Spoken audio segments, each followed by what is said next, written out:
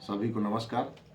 मैं दीपक सिंह विश्वप्रिया। जैसा कि आप सभी जानते हैं, मैं हर वीडियो में कुछ ना कुछ जीवन से जुड़ी एक सच्चाई पर, कहीं ना कहीं जो घटनाएं घटती हैं उन्हीं के अनुभवों पर छोटी छोटी वीडियो या कहानियाँ बताता हूँ। आज मैं आपको बता रहा हूँ, जैसा कि अभी आगे बहुत जल्द दीपावली और धनतेरस आ रहे हैं, तो मेरा कहना ये है, उधार लेकर घी ना पीने। एक कहानी। उधार लेकर घी पीने का मतलब यह है कि आपकी जितनी इनकम हो उतना ही हिसाब से खर्च करें, कि आप उधार ले लें तमाम चीज़ें, फिर कर्जा देते देते साल बीत जाए। कई बार लोग ऐसा करते हैं, तमाम जगहों से लोन ले लेते हैं, सामान खरीद लेते हैं, पता नहीं चल पाता कि उनका हर महीने कितना ब्याज आ रहा है, कितना पैसा कट रहा है, और उनके आर्थिक स्थिति गड़बड़ा जाती है। फिर वो परेशान रहते पूरे साल भर। अगर आपकी आर्थिक स्थिति गड़बड़ाएगी, आपको टेंशन होगा, घर में कलह होगी। तो जितना क्षमता हो उतना ही सामान खरीदे। कोई जरूरी नहीं कि नहीं इस साल नहीं खरीदेंगे तो आपकी कुछ गड़बड़ हो जाएगा। अरे यार, कुछ इस साल खरीद ले, कुछ अगले साल खरीद ले, पर प्रयास ये करें कि जो भी सामान खरीदे वो अपने भारत देश का ही बना हो। और व्यापारियों से भी अनुरोध है कि वो भी भारत देश का ही सामान बेचें। अब आप बाहर का सामान बेच रहे हैं तो जनता जान नहीं पाती कि कौन सा है, और बेचते जा रहे हैं, तो इससे क्या हमारे देश का पैसा बाहर जाता है, ताकि हमारा ही न नुकसान हो रहा है देश का। और देश का नुकसान मतलब कि हर नागरिक का नुकसान है। इसलिए प्रयास करें कि अपने देश का बना ही सामान खरीदें। और एक छोटी सी बात यह निवेदन है कि आप हजारों के पटाखे खर्च कर डालते हैं, तमाम चीज़ें खरीद डालते हैं, लेकिन जब आपको माटी के बने दिए खरीदने जाते हैं तो बड़ा मोल भाव करते हैं। कहते हैं पिछले साल तो हमने 10 रुपये दर्जन खरीदा था, इस बार तुम 15 रुपये बेच रहे हो। ठीक है भाई, क्या कहते, उस पिछले साल आपने 10 रुपये खरीदा तो माटी महंगी हो गई, किराया महंगा हो गया, उसकी मजदूरी भी तो जुड़ी है। हमारे लिए तो रोज़ त्यौहार हो सकता है, पैसे वालों के लिए रोज़ त्यौहार हो सकता है, लेकिन उन गरीबों के लिए जो साल में सिर्फ एक बार ही त्यौहार आता है, वो सपने सोचते हैं कि चलो इस साल हम इतने का दिया बेचेंगे, फिर हमारी भी दिवाली अच्छी होगी। तो उनसे छोटे लोगों से, जो बेचारे मट्टी का दिया साल भर आपके लिए इंतज़ार किए, उसको इतनी मेहनत से बनाए, फिर पकाए, फिर मार्केट में कहीं बैठे हैं, आपको बेच रहे हैं, अगर 1-2 रुपये महंगा भी मिलता है तो उनसे ज़्यादा मोल भाव ना करें।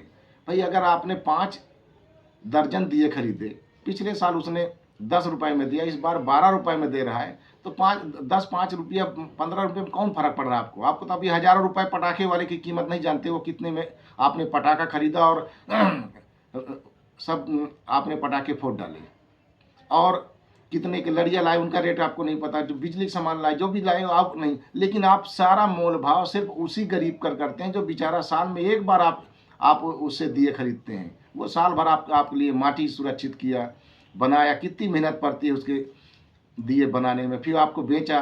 तो ये प्रयास करें कि अब इतना तो महंगा नहीं बेचेगा। पिछले साल 10 रुपये में था तो इस बार वो 40-50 में बेचेगा, 30 रुपये में बेचेगा, 12 का 15 कर देगा, 10 का 12 कर देगा। तो अगर आपने 4 दर्जन 5 दर्जन, हाँ, जिनको बहुत खरीदना हो, बहुत ज़्यादा खरीदना हो, वो मोल भाव कर ले कि भाई चलो ठीक है, कुछ कम हो जाए। अब जिनको दर्जन 2 दर्जन 4 दर्जन खरीदने, 10-20 रुपये में कौन फ़र्क पड़ता है? पटाखा वाला तो 1000 बोलता है, तो फिर आप बोलते हैं 800 ले लो, वो तुरंत ले लेता है, क्योंकि पटाखे का रेट आप तो जानते नहीं कि कितने में उसने खरीदा और कितने में आपको बेच दिया। तो इस तरह जब आप उन चीज़ों को नज़रअंदाज करते हैं तो इन चीज़ों को भी थोड़ा सिखा के, ताकि गरीबों का भी अपनी परंपरा बाकी रहे, नहीं तो वो बेचारे धीरे धीरे करके दिए बनाना बंद कर देंगे, और फिर दीपावली नहीं, फिर लड़िया वालियाँ बन जाएगी, सिर्फ बिजली का ही दीपावली बचेगी। तो हमारी जो परंपरा है पुरानी दिए जलाने की, क्योंकि गाँव में लोग खेतों में दीपावली के दिन दिए जलाने जाते हैं, अपने बुजुर्गों की समाधियों पर भी रखते हैं, मंदिरों में रखते हैं, हर जगह ले जाते हैं। कितना खुशी का त्यौहार है ये दीपावली। तो हमारी दीपावली अच्छी मने, और धनतेरस में उतना सामान खरीदें जितना आवश्यकता हो। अनावश्यक सामान खरीदने की आवश्यकता नहीं कि आप उनका इस साल खरीद ले, अरे फिर अगले साल भी धनतेरस आएगी। और जैसा मैंने पहले कहा था कि उधार लेकर घी ना पिए। ये उसका मतलब यही है कि आप इतना कर्जा ना ले लें कि भरते भरते अगले साल दिवाली तक लग जाए आपको। तो प्रयास ये करिए कि अच्छी तरह से आप त्यौहार मनाएं, और बच्चों को पटाखे जलाने से पहले उनको सावधानी बरतें।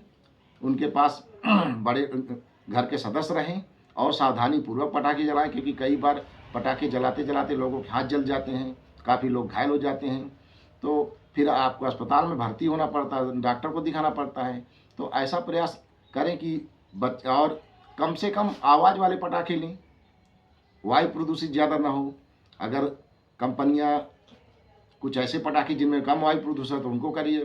प्रयास ये करिए कि बच्चों को ज़रूर सावधानी पूर्वक उन्हें बताएं और उनको समझाएं कि ऐसे पटाखे कभी ना जलाएं जो ज़्यादा खतरनाक हों। गांव में जो रहते हैं, बगल में छप्पर होते हैं, बड़े बड़े आपने राकेट वगैरह कुछ छोड़ा तो पता चला बगल पड़ोसी के यहाँ छप्पर में गिरा और आग लग गई, उसकी घर गृहस्थी न जले। पटाखे दूर थोड़ा सा रखें और प्रयास करें कि आप भी सुरक्षित रहें। आप बढ़िया दीपावली मनाएं, धनतेरस मनाएं। फिर वही बात दोहरा रहा हूँ दोबारा इसी वीडियो के माध्यम से कि उधार लेकर घी ना पिए, मतलब ज़्यादा ऐसा कर्ज ना करें, आराम से त्यौहार मनाएं, सब बढ़िया का चलता रहे सबके साथ। आप सबको धनतेरस और दीपावली की हार्दिक शुभकामनाएं, बधाई। जय हिंद, जय भारत।